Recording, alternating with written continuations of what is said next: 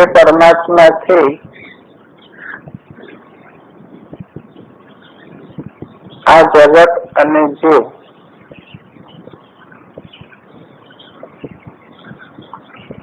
ભિન્ન નથી, પણ એક રૂપથી જોડાયેલા છે. જેમ ગીતામાં ભગવાને બતાવ્યો, મને વાંશો જીવ લોકે જીવભૂત સનાતન, કે જીવ એ મારો સનાતન અંશ છે. જેમ શેરડી નો સાંઠો એ આખો રસ રૂપ છે, પછી એમાંથી કટકા કરવામાં આવે તો એ ગમે તે કટકાનો સ્પર્શ થાય અને ગમે તે કટકાને ચાખવામાં આવે તો એમાંથી આપણને મીઠાશ જ પ્રાપ્ત થાય, કારણ કે તે એના અંશ રૂપે છે. તો પરમાત્માનું સ્વરૂપ સચ્ચિદાનંદ રૂપ છે, આનંદ સ્વરૂપ છે. તો એ પરમાત્માના અંશ રૂપે રહેલો જીવ પણ આનંદ રૂપ હોવો જોઈએ, કારણ કે એનો જ કટકો છે. તો પછી એમાં આનંદનો અંશ હોવો જ જોઈએ. છતાં એમાં એટલો વિભાગ છે કે જે શેરડીનો સાંઠો છે એમાં જેમ જેમ ઉપરનો ભાગ હોય એટલો રસ થોડો મોળો હોય, અને એના મૂળ સાથે જેટલો નજીક હોય એટલો રસ એમાં વિશેષ રૂપમાં હોય. એમ પરમાત્માના સ્વરૂપથી જેટલો જેટલો વિસ્મરણ દ્વારા જીવ દૂર જાય એટલો એટલો એનો આનંદ ઓછો થતો જાય. પરમાત્માથી ભિન્ન થઈ શકે એવી વ્યવસ્થા તો છે જ નહીં, પણ વિસ્મરણ દ્વારા, અજ્ઞાન દ્વારા એ પરમાત્માના સ્વરૂપથી પોતે ભિન્ન છે માની, એટલે એ આવરણને દૂર કરવા માટે પરમાત્માથી હું અભિન્ન છું એનો માર્ગ છે. પણ પરોક્ષ જ્ઞાનની અંદર પરમાત્માના સ્વરૂપનો નિશ્ચય થાય છે અને પોતાના આત્મ સ્વરૂપનો પણ ત્યાં નિશ્ચય થાય છે, સ્વમ પદાર્થના રૂપમાં અને સત પદાર્થના રૂપમાં. એ બંનેની એકતા પરોક્ષ જ્ઞાનથી સિદ્ધ થતી નથી, પણ બંનેના સ્વરૂપનો નિશ્ચય થઈ જાય છે. અને એ નિશ્ચય થવામાં શ્રદ્ધા એ જ એક માત્ર એનો ઉપાય બતાવે છે. શ્રદ્ધાવાન લભતે જ્ઞાનમ તત્પર સંયતેન્દ્રિય જ્ઞાનમ લબ્ધ્વા પરમ શાંતિ મચિરેણાધિગચ્છતિ. શ્રદ્ધાવાનને જ્ઞાન પ્રાપ્ત થાય છે, અને બે ઉપાય સાથે બીજા તત્પર અને સંયત ઇન્દ્રિય, ઇન્દ્રિયોનો સંયમ અને તત્પરતા. એટલે મોટા ભાગે લોકો શ્રદ્ધા સાથે આ બે સાધનને જોડતા નથી. એટલા માટે પરોક્ષ જ્ઞાનનું જે પરિણામ આવવું જોઈએ એ પરિણામ આવતું નથી. શ્રદ્ધા રાખે પણ તત્પરતા સાધકના જીવનમાં ના આવે અને સંયમ એના જીવનમાં ના આવે તો એ શ્રદ્ધા પૂર્વક સ્વીકારેલું જ્ઞાન એ પછી પરોક્ષ જ્ઞાનના ફળ સ્વરૂપે જે પ્રાપ્ત થવું જોઈએ એ ન મળે.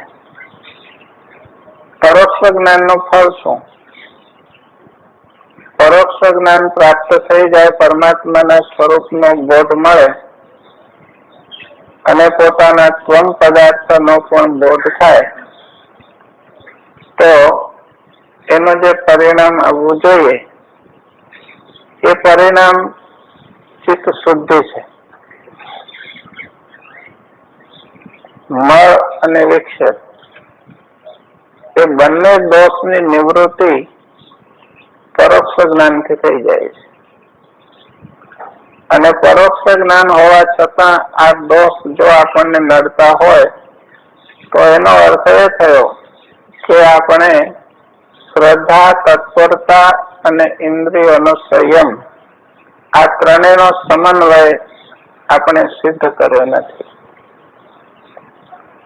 એમાંના એકાદ સાધનનો આપણે ઉપયોગ કરી અને એ પરોક્ષ જ્ઞાન પ્રાપ્ત કરીએ, પણ ત્રણેય સાધન જો એકી સાથે આવે જીવનમાં તો એ કામ સિદ્ધ થઈ જાય.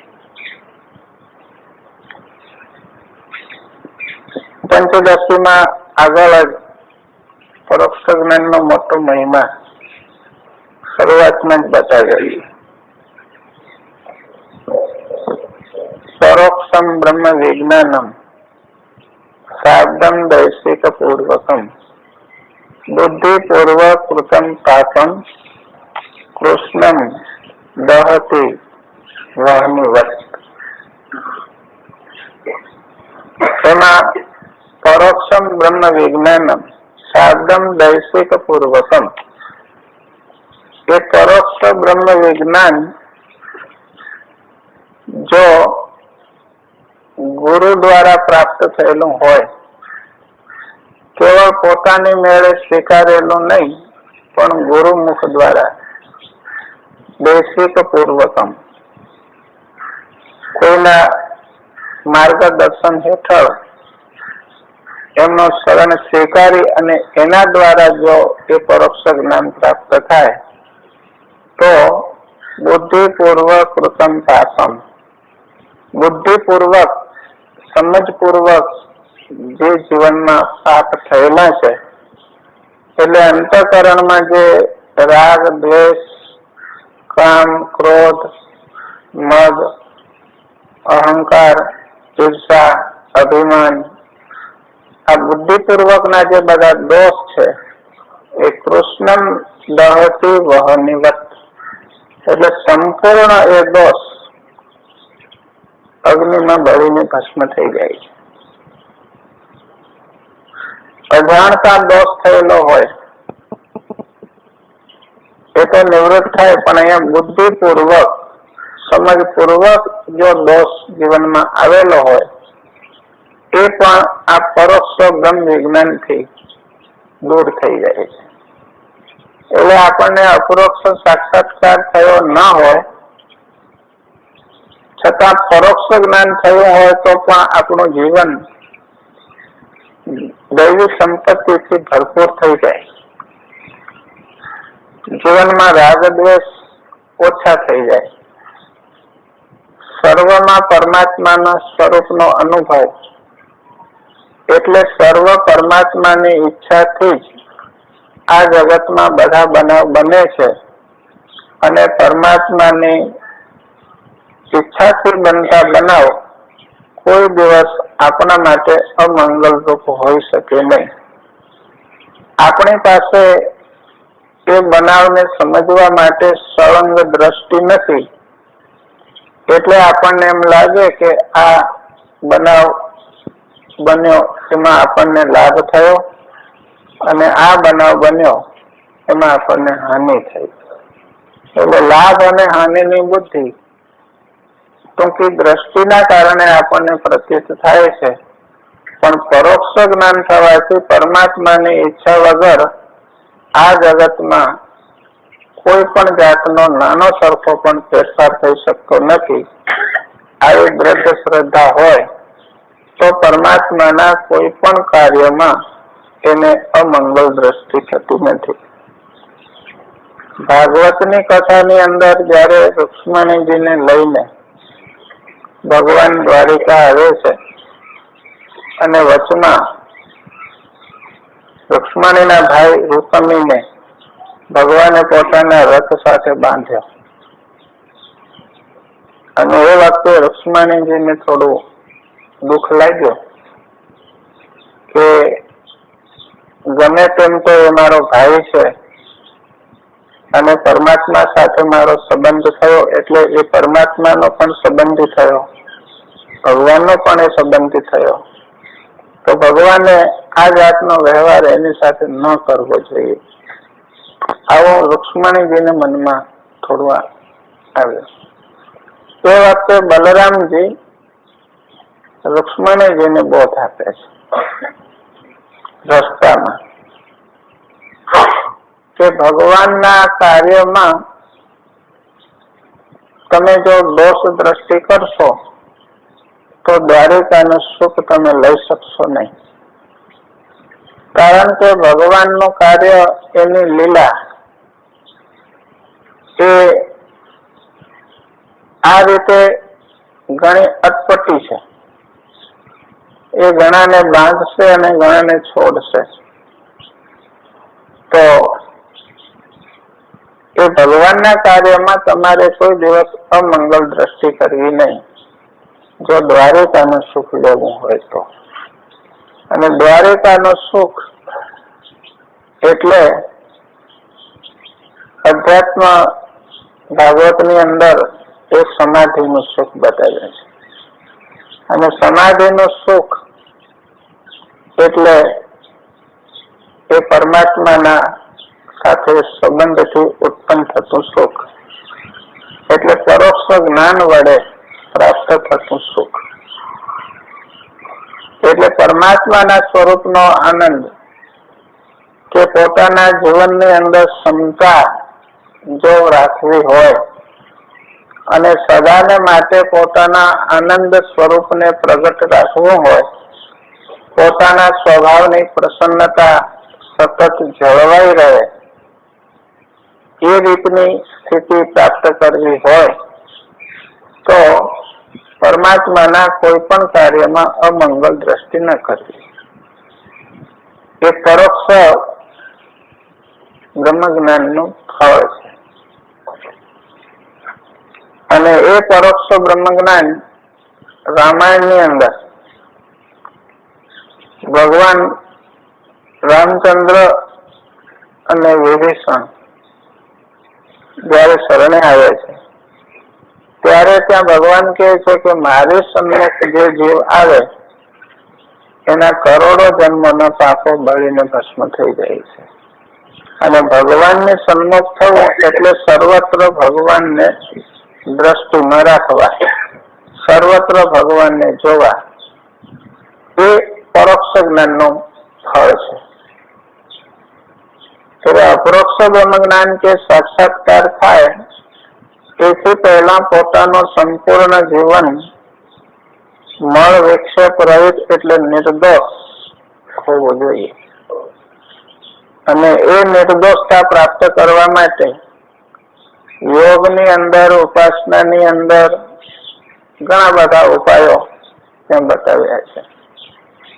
યોગની અંદર સુખી થવા માટે પોતાના સુખને અક્ષુણ રાખવા માટે જે આ પરમ સુખ છે સચ્ચિદાનંદ રૂપ પોતાના આત્માનું, એ સુખ નહીં પણ વ્યવહારની અંદર ક્ષમતાયુક્ત જીવન અને એ બ્રહ્મ જ્ઞાનનો પોતે યોગ્ય અધિકારી બને એ માટે પોતાના ચિત્તની અંદર સદાય પ્રસન્નતા જળવાઈ રહે અને જ્યાં સુધી ચિત્ત પ્રસન્ન ન થાય ત્યાં સુધી આ બ્રહ્મ જ્ઞાન એની અંદર ફલિત થઈ શકતું નથી.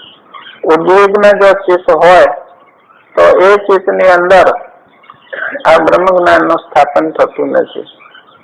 એટલે ચિત્તની પ્રસન્નતા પ્રાપ્ત કરવા માટે 4 ઉપાય બતાવ્યા. એમાં કરુણા, મુદિતા, મૈત્રી અને ઉપેક્ષા, આ યોગ દર્શનમાં 4 ઉપાયો છે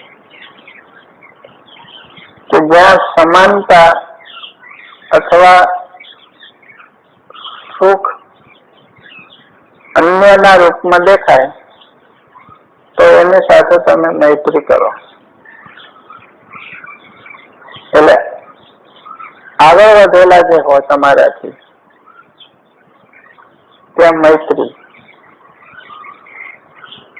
તમારાથી નીચી કક્ષાના લાગતા હોય એના પ્રત્યે કરુણા, અને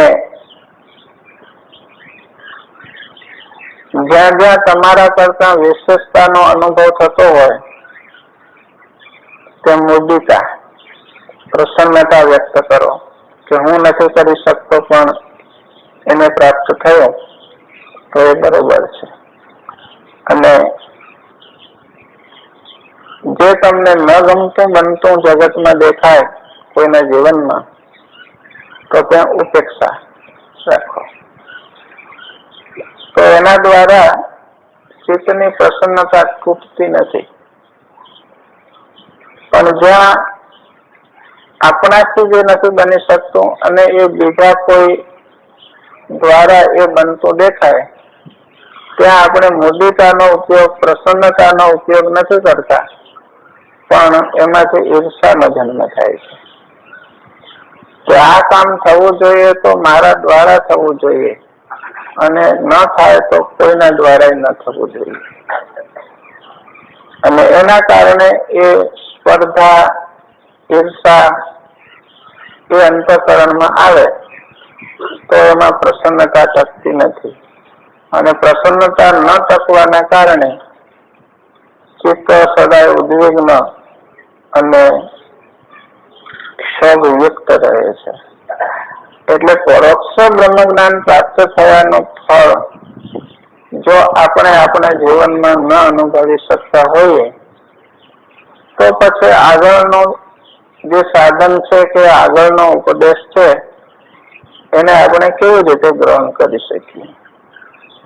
વેદાંત દર્શન તો એ છેવટનું દર્શન છે અને એ દર્શનને પ્રાપ્ત કર્યા પછી તો જીવનમાં કોઈ પ્રકારના વિક્ષેપો, કોઈ પ્રકારના દોષ એના અંતઃકરણમાં અવશેષ રહી શકતા નથી. તો એક બાજુ આપણે એ બ્રહ્મ જ્ઞાનને પ્રાપ્ત કરવા માટે પ્રયાસ કરતા હોઈએ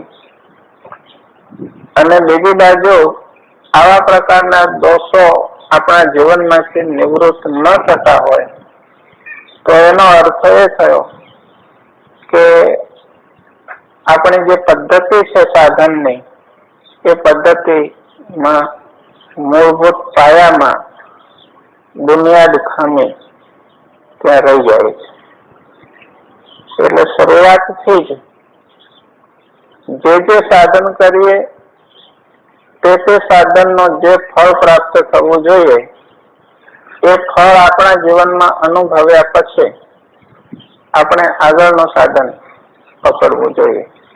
અને એ ફળ અનુભવમાં ના આવતું હોય પોતાના જીવનમાં તો તમે તમારા આપ્ત પુરુષને, જેને તમે શરણે છો, એના દ્વારા માર્ગદર્શન મેળવી અને એમાં શું ખામી છે એની શોધ કરી, એને નિવૃત્ત કરી અને એ ફળને પ્રાપ્ત કરી અને પછી આગળનું સાધન પકડો. એટલે એ પરોક્ષ બ્રહ્મ જ્ઞાનને પ્રાપ્ત કરવા માટે શ્રદ્ધા, તત્પરતા અને ઇન્દ્રિયોનો સંયમ, આ 3 સાથે છે. અને સાથે હોય તો પરોક્ષ બ્રહ્મ જ્ઞાન પૂર્ણ થઈ જાય છે. એ પછી અપરોક્ષ બ્રહ્મ જ્ઞાનને પ્રાપ્ત કરવા માટે. પરોક્ષ બ્રહ્મ જ્ઞાનમાં ત્વમ પદાર્થ અને તત્પદાર્થનો અલગ અલગ નિર્ણય થઈ જાય કે પરમાત્માનું સ્વરૂપ આ રીતનું છે અને મારું સ્વરૂપ આ રીતનું છે. પણ એ બંને સ્વરૂપની એકતા સિદ્ધ કરવા માટે અપરોક્ષ આત્મવિચાર જ્ઞાન માર્ગની જે મૂળ ભૂમિકા છે ત્યાં આવવું પડે. એટલે પદાર્થ શોધન કરવામાં ત્વમ પદાર્થ અને સત્પદાર્થનો જયારે વિચાર પૂરો થઈ જાય એટલે બંને સ્વરૂપનો જયારે નિર્ણય થઈ જાય તે પછી મા વાક્યના પ્રયોગ દ્વારા એ બંનેની એકતા સિદ્ધ થાય છે. અને ત્યાં સદગુરુ શિષ્યને કહે છે કે તે જે પરમાત્મા સ્વરૂપનો નિર્ણય કર્યો તત્પદાર્થના સ્વરૂપનો, એના વાચ્યાર્થનો, લક્ષ્યાર્થનો, ત્વમ પદાર્થના વાચ્યાર્થનો, લક્ષ્યાર્થનો, તો એ નિર્ણય કર્યો એ તે શું છે એમ તત્વમસી મહાવાક્ય દ્વારા એ બંનેની અભેદતા સિદ્ધ થઈ જાય છે. અને એમાં વિચાર એ એકમાત્ર સાધન રહે છે. એટલે પરોક્ષ જ્ઞાનમાં પ્રતિબંધ રૂપે અશ્રદ્ધા અને અપરોક્ષ જ્ઞાનના પ્રતિબંધ રૂપે અવિચાર આ એના પ્રતિબંધો છે. મુખ્ય પ્રતિબંધ આમાં તો પ્રક્રિયાની રીતે, સાધનની રીતે એનો ક્રમ બતાવ્યો છે, પણ વાસ્તવિક પ્રતિબંધ તો પરમાત્માના સ્વરૂપનો સાક્ષાત્કાર થવાનો એક જ પ્રતિબંધ છે કે આપણને પરમાત્મા જોઈતા નથી. પરમાત્મા સિવાયનું કંઈક જોઈએ છે. જો કેવળ પરમાત્મા આપણને જોઈતા હોય તો એમાં કોઈ પ્રતિબંધ આપણને નડી શકે એમ નથી. પરમાત્મા સિવાયનું કંઈક જોઈતું હોય તો પછી બધા પ્રકારના પ્રતિબંધો નડી શકે. અથવા તો પોતાની તત્પરતા લગ્નનો અભાવ કે પરમાત્મા વગર રહી શકાય જ નહીં, આવી સ્થિતિ જ્યાં સુધી ઉત્પન્ન ન થાય ત્યાં સુધી એ પરમાત્માની પ્રાપ્તિ શક્ય બનતી નથી. એટલે ક્રમમાં તો બતાવ્યું છે કે અવિચાર અપરોક્ષ જ્ઞાનમાં પ્રતિબંધ છે અને ગુરુ અને શાસ્ત્રના વાક્ય ઉપર અશ્રદ્ધા, અવિશ્વાસ એ પરોક્ષ જ્ઞાનનો પ્રતિબંધ બને છે. ગુરુ અને શાસ્ત્રના વાક્ય ઉપર અવિશ્વાસ કરવો એટલે એનો અર્થ એ થયો કે પોતાના હાથે પોતાનો માર્ગ રૂંધવો. ગુરુ પર અવિશ્વાસ થવાનું મુખ્ય કારણ કે ગુરુના સ્વરૂપનો જે રીતનો અનુભવ એને થવો જોઈએ એ રીતનો શિષ્યને અનુભવ થયો નથી, અથવા જે રીતે એમને શરણે જવું જોઈએ એ રીતે એમને શરણે એ ગયો નથી, અથવા ઈશ્વરનો અનુગ્રહ જે રીતે એને મેળવવો જોઈએ એ રીતે ઈશ્વરના અનુગ્રહને એ લાયક થયો નથી. નહીતર ગુરુના વચન ઉપર કે શાસ્ત્રના વચન ઉપર કોઈ દિવસ અવિશ્વાસ ઉત્પન્ન ન થાય. એટલા માટે જગતમાં એક વ્યક્તિ તમે એવી સ્વીકારો કે જેમાં કોઈ પ્રકારનો તમને વિકલ્પ એમના વચનમાં ઉભો થવો ન જોઈએ. એ જે કહે એમાં કોઈ વિકલ્પ નહીં, કેવળ એમાં હા જ ભણવાની હોય. છતાં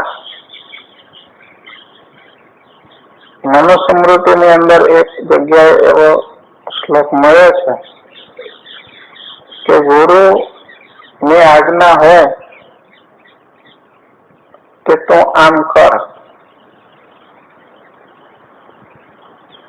તો એને એક વખત બે વખત કદાચ એ આજ્ઞાની સામે તમે વિરોધમાં જઈ શકો અથવા દલીલ કે તર્ક રજૂ કરી શકો કે આમ નહીં અને આમ કરું તો કેમ.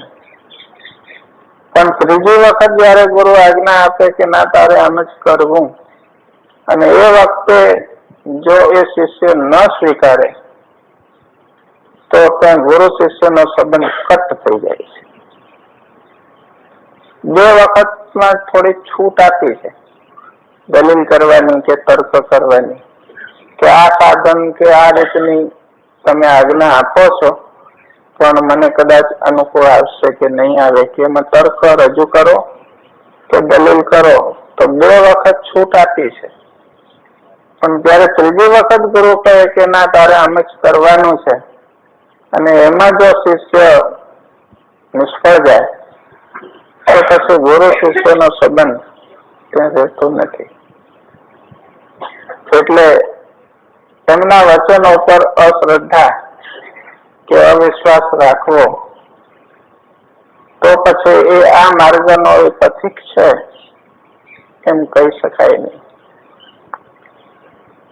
એટલા માટે ભાગવતની અંદર જડ ભરતજી કહે છે કે આ તત્વજ્ઞાન, આ બોધ જ્યાં સુધી મહાપુરુષોના ચરણ રથથી તમારી જાતને તમે અભિષિત નથી કરી ત્યાં સુધી આ બોધ તમને મળી શકે એમ નથી. બીજા કોઈ ઉપાયથી આ બોધ પ્રાપ્ત થતો નથી. પોતાની મેળે ઉત્પન્ન થયેલું જ્ઞાન એ બીજું ઘણું બધું આપી શકે પણ પોતાની મૂળ જે પરિચ્છિન્નતા છે એની નિવૃત્તિ ન કરી શકે.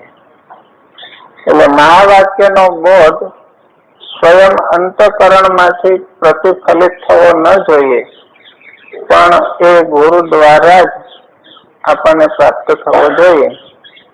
આ રીતનો મુખ્ય શ્રુતિ ઉપદેશ એનો જે છે એની જે પ્રણાલી છે એ અનુસારે જ એ તત્વ આપણને પ્રાપ્ત થવું જોઈએ કે સ્વયં ભગવાને જે પોતાનો સ્વરૂપ જે રીતે પ્રતિપાદિત કરેલો છે અને એ જ સ્વરૂપ જયારે આપણને મહાવાક્ય દ્વારા પ્રાપ્ત થાય ત્યારે આપણો અહંકાર સંપૂર્ણ અંશે નિવૃત્ત થઈ જાય છે.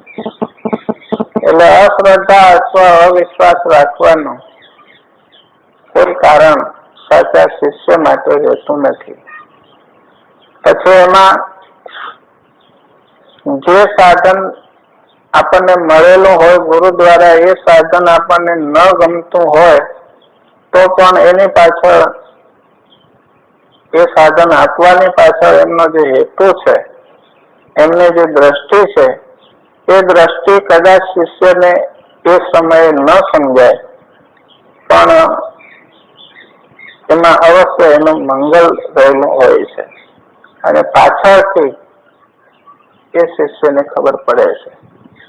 એટલે જો આપણને સાચા સદગુરુની સન્નિધિ પ્રાપ્ત થઈ હોય તો પછી એમાં અવિશ્વાસ રાખવાનું કોઈ કારણ ત્યાં રહેતું નથી.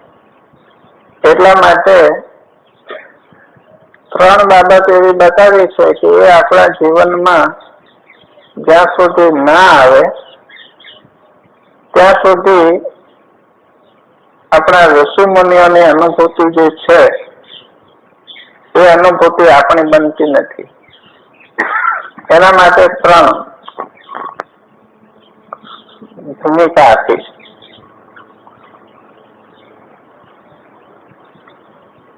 સાધકને, જે શિષ્યને વેદિકા, પાદુકા અને રાધિકા આ ત્રણે પ્રાપ્ત ન થાય ત્યાં સુધી આપણા ઋષિ મુનિઓને અનુભૂતિ આપણી અનુભૂતિ બની શકતી નથી. વેદિકાનો અર્થ છે વેદના તત્વનો રહસ્ય. વેદની અંદર જે વેદાંત એટલે વેદના અંતનો, વેદનો જે નિચોડ છે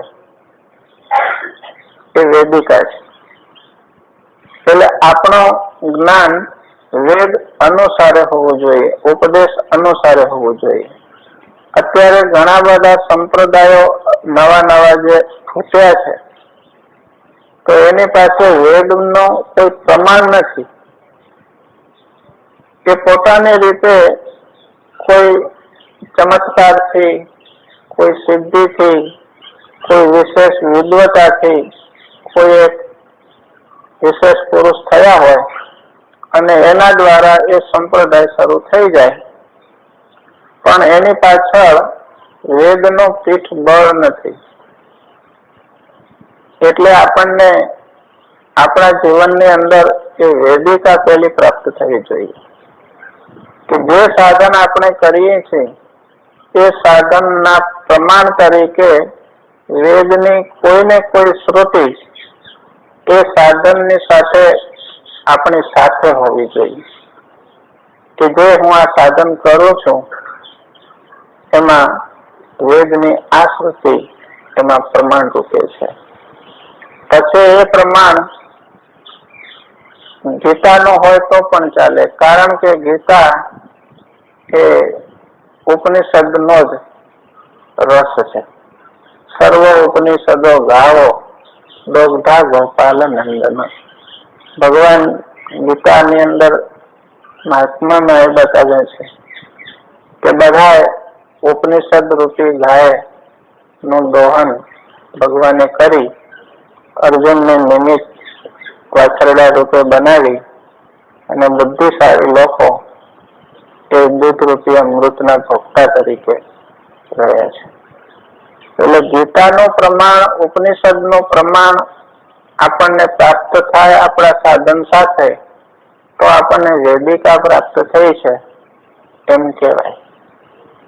અને જ્યાં સુધી વેદિકાનો પીઠબળ આપણને ન મળે ત્યાં સુધી આપણું સાધન જે છે તે વેદ પ્રમાણિત નથી. એટલા માટે આસ્તિક દર્શનોની અંદર ઈશ્વરને ન માને એને નાસ્તિક નથી કહ્યા, પણ વેદને ન માને, એના સિદ્ધાંતને ન માને એને નાસ્તિક દર્શનમાં આપણે મૂક્યા છે. એટલે વેદિકા પેલી પ્રાપ્ત થવી જોઈએ.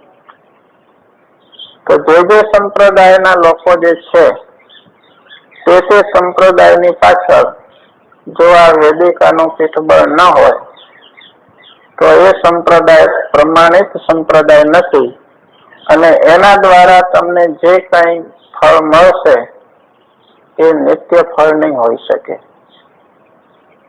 જેને વાસ્તવિક મોક્ષ કહેવામાં આવે છે, જેને આત્યંતિક પ્રલયના રૂપમાં શ્રીમદ ભાગવતમાં વર્ણન જે આવે છે એ એને પ્રાપ્ત નહીં થાય. અત્યારે એને અવિવેકના કારણે ખબર પડતી નથી, પણ પાછળથી જયારે વિવેકનો ઉદય થશે ત્યારે એને ખબર પડશે કે નિત્ય સ્વરૂપની સ્થિતિ શું છે અને એ સ્વરૂપની સ્થિતિ આ વેદિકાના પીઠબળથી પ્રાપ્ત થાય છે. એટલે આપણે જે વિચાર કરીએ, જે સાધન કરીએ એમાં વેદિકાનો પ્રવેશ અવશ્ય હોવો જોઈએ. અને બીજો છે પાદુકા. વેદિકા અને પાદુકા. પાદુકાનો અર્થ એ છે કે પાદુકા એ સદગુરુની પ્રાપ્તિની નિશાની છે. કારણ કે પાદુકા એ કોઈના ચરણમાં જ હોય અને પાદુકા પ્રાપ્ત કરવી એટલે સદગુરુના ચરણની પ્રાપ્તિ કરવી. તમને વેદિકા મળેલી હોય, ઘણા લોકો એમ કહે છે કે પોતાની રીતે શાસ્ત્રનો અભ્યાસ કરીએ અને વચમાં કોઈ ગુરુની આવશ્યકતા ન રાખીએ તો એ કામ બને કે નહીં. કારણ કે શાસ્ત્રોમાં તો બધું સ્પષ્ટ રીતે વર્ણન આપેલું છે, પણ પોતાની મેળે શાસ્ત્રનો વિચાર કરવાથી કોઈ દિવસ શાસ્ત્ર કૃપા થતી નથી.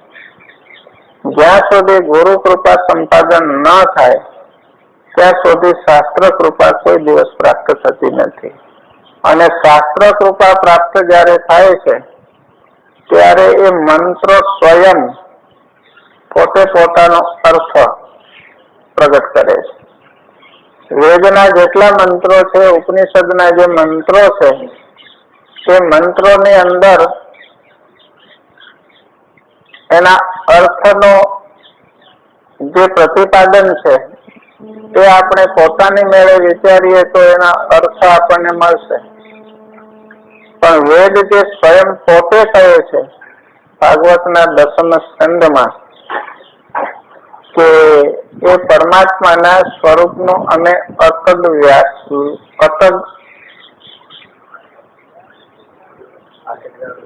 અતદ વ્યાવૃત્તિ દ્વારા જે અમે વર્ણન કરીએ છીએ નેતિ દ્વારા, કે અમે ત્યાં પહોંચી શકતા નથી.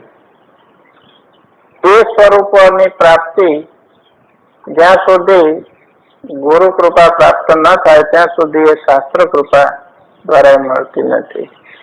મંત્ર હોય, શ્લોક હોય તો એનો અર્થ આપણને પ્રાપ્ત થાય, પણ એ મંત્રના લખાણ વચ્ચેની જે ખાલી જગ્યા છે એ ખાલી જગ્યાની અંદર એનો ગુપ્ત રહસ્ય જે છુપાયું છે. ખાલી જગ્યા એટલે કે શૂન્યની સ્થિતિ, અહંકાર રહિતની સ્થિતિ, એ જે બે વચ્ચે ખાલી જગ્યા છે એ ખાલી જગ્યાનો અર્થ જ્યાં સુધી આપણે સ્વયં પોતે ખાલી થતા નથી હૃદયથી, અહંકારથી, ત્યાં સુધી એનો અર્થ આપણને મળતો નથી.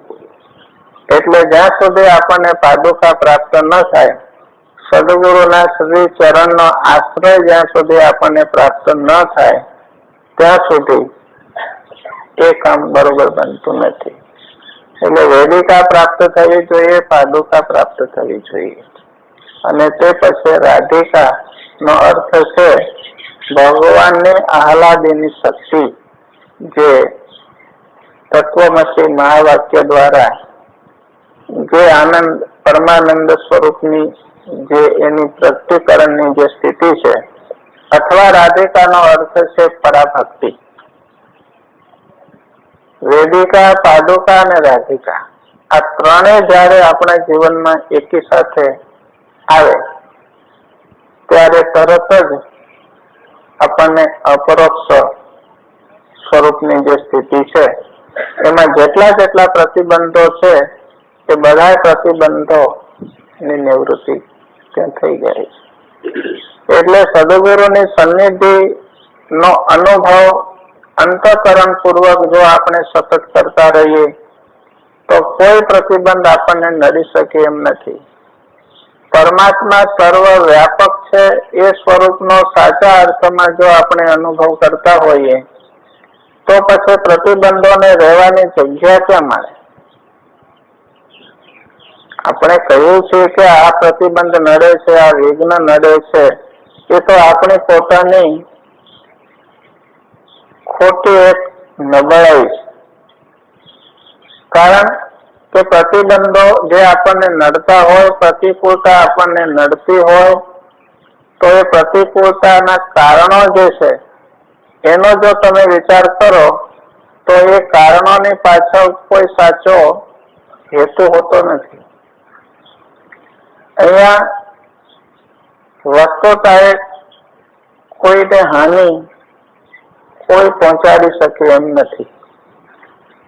એનું એક કારણ કારણ છે કે આપણું નુકસાન કોણ કરે, આપણને હાનિ કોણ પહોંચાડે? કે અહીંયા જન્મ્યા ત્યારે આપણે કઈ વસ્તુ લઈને આવ્યા હોઈએ તો આપણી હાનિ થાય ને. ખાલી આવ્યા છીએ તો પછી આપણી પાસેથી લૂંટાઈ જાય એવું છે શું કે જેને કારણે આપણે ચિંતિત થઈએ કે દુઃખી થઈએ? જેવા છીએ તેવા તો આપણે કાયમને માટે રહેવાના છીએ. વચમાં આપણે મમત્વના કારણે, અહંકારના કારણે જે અહંતા ને મમતા ઉભી કરી છે એ તો તમે તમારી માન્યતાના કારણે ઉભી કરેલી છે. અત્યારે વ્યવહારની અંદર ગમે તેની સંપત્તિ, ગમે તેનું મકાન, ગમે તેની માલિકીની વસ્તુ તમે મનથી પોતાની માનો અને પછી એ વસ્તુ નો કઈ પણ થઈ જાય અને પછી તમે માનો કે એ વસ્તુ મારાથી છીનવાઈ ગઈ કે કોઈ લઈ ગયો અને તમે દુઃખી થાવ અને બીજા કોઈ પાસે જઈ અને તમે દુઃખની વાત કરો કે હું લૂંટાઈ ગયો અને એ માણસ પૂછે કે કઈ રીતે લૂંટાઈ ગયો? તો કે અમુક પ્રકારનું જે મકાન હતું એ મકાન વેચાઈ ગયું કે બીજાએ લઈ લીધું. તો એ માણસ પૂછે કે એ મકાન તમારું હતું ક્યારે? તો કે મારું હતું નહીં, પણ હું મનથી માનતો હતો કે એ બિલ્ડિંગ મારી હતી. તો કે મૂર્ખા, મનથી કોઈની વસ્તુ આપણે માનીએ અને પછી એ વસ્તુ આપણી પાસેથી જાય અથવા રહે એમાં દુઃખી થવા જેવું છે શું? તો એ બાબત આપણને સમજાય છે આ દ્રષ્ટાંત કે કોઈની માલિકીની વસ્તુ મનથી પોતાની માનીએ અને પછી દુઃખી થઈએ તો એમાં મૂર્ખતા સિવાય બીજું કોઈ કારણ નથી. તો અત્યારે આપણી વસ્તુ જે આપણે પોતાની માની લીધી છે એ આપણે વાસ્તવિક રીતે છે. એટલે વસ્તુતા અહીંયા આપણું કોઈ નુકસાન થતું નથી, આપણી હાનિ થતી નથી. આપણા અને પરમાત્મા વચ્ચે કોઈ પ્રતિબંધ હોઈ શકે જ નહીં. આ તો કેવળ પ્રક્રિયાની રીતે અથવા અધ્યારોપની રીતે અથવા જિજ્ઞાસુની દ્રષ્ટિની રીતે અહીંયા એનું વર્ણન શાસ્ત્રોમાં બતાવે છે કે આવા પ્રકારના પ્રતિબંધો નડે છે. વસ્તુતા એ તમારા અને પરમાત્મા વચ્ચે કોઈ પ્રતિબંધ છે જ નહીં. કેવળ પોતાની અવિચારની માન્યતાના કારણે આપણે પ્રતિબંધો સ્વીકાર્યા છે અને એના કારણે એ પ્રતિબંધોને નિવૃત્ત કરવા માટે આપણે વર્ષો સુધી સાધના કરી અને એની નિવૃત્તિ ઈચ્છીએ છીએ. પણ એ સાધનાની જરૂર નથી, એની નિવૃત્તિની જરૂર નથી. કેવળ સાચી સમજ એટલી આવી જાય કે વસ્તુતા એ અહીંયા પ્રતિબંધ જેવું છે શું, એટલે બતાવે કે અવિચાર સિવાય કોઈ અહીંયા પ્રતિબંધ નથી. એટલે ટૂંકમાં સૂત્ર મળી જાય છે કે અવિચારે જગત અને વિચારે બ્રહ્મ. ટૂંકું સૂત્ર છે. અવિચારે બંધન, વિચારે મુક્તિ. પણ એ સાચા વિચારનો ઉદય જયારે થાય ત્યારે આપણને ખબર પડે કે આપણું અહીંયા નુકસાન કોઈ દિવસ થતું નથી. કારણ કે બધું પરમાત્માના સ્વરૂપથી આચ્છાદિત છે, પરમાત્માના સ્વરૂપ રૂપ છે, તો એમાં નુકસાન થવાનો સંભવ નથી. પણ મનથી આપણે સ્વીકારેલી બાબત હોય, મનથી માનેલી બાબત હોય અને એમાં જે ફેરફાર થાય અને એના કારણે આપણે દુઃખી થઈએ તો પછી એને સુખી કોણ કરી શકે? એટલે અહીંયા દુઃખી થવાનો કોઈ પ્રશ્ન નથી. આ જગતમાં દુઃખ નામની કોઈ વસ્તુ છે જ નહીં. પહેલી તો એ ગાંઠ દ્રઢ કરી લેવી જોઈએ. આ જગતમાં આપણું કોઈ નુકસાન કરી શકે એમ છે જ નહીં. આ જગતમાં આપણો કોઈ દુશ્મન છે જ નહીં. આપણે સ્વયં પોતે અજાત શત્રુ છીએ. આપણો શત્રુ હજુ સુધી કોઈ દિવસ જન્મ્યો જ નથી. જેનો દુનિયામાં કોઈ શત્રુ જન્મ્યો જ ન હોય એને અજાત શત્રુ કહેવાય. તો આપણી એ ભૂમિકા સ્વયં છે, પણ એ ભૂમિકાનો ઉપયોગ આપણે પોતે કરતા નથી. આપણા વિવેકનો સ્વયં આપણે જો અનાદર કરીએ, આપણા અનુભવનો આપણે સ્વયં અનાદર કરીએ તો પછી આ તત્વ સ્થિતિને પ્રાપ્ત કરવા માટે બીજો કોઈ ઉપાય અવશેષ ત્યાં રહેતો નથી. એટલે સાચા અર્થમાં કોઈ પ્રતિબંધ છે જ નહીં. એમાં બહુ મોટી સાધનાની પણ આવશ્યકતા નથી. કેવળ પોતાની સમજની દિશા ઠીક કરવાની રહે છે અને એ સમજની દિશા સત્સંગ દ્વારા ઠીક થઈ જાય છે. એટલે એમાં બહુ હિંમત હારવાની કે નિરાશ થવાની કોઈ જરૂર નથી. પણ છતાં જે શાસ્ત્રોમાં ક્રમ બતાવ્યો છે એ જિજ્ઞાસુના અનુભવના અનુવાદ રૂપનો ક્રમ અહીંયા આપે છે કે પરોક્ષ જ્ઞાન પ્રાપ્ત થવામાં શ્રદ્ધા મુખ્ય કારણ છે અને ન થવામાં ગુરુ અને શાસ્ત્રના વચન ઉપર અવિશ્વાસ એ એનું મુખ્ય કારણ થયું છે. અને એ અપરોક્ષ બ્રહ્મ જ્ઞાન પ્રાપ્ત થવામાં જે પ્રતિબંધ છે એ પ્રતિબંધના અહીંયા 3 વિભાગ બતાવ્યા છે. એક વર્તમાન પ્રતિબંધ,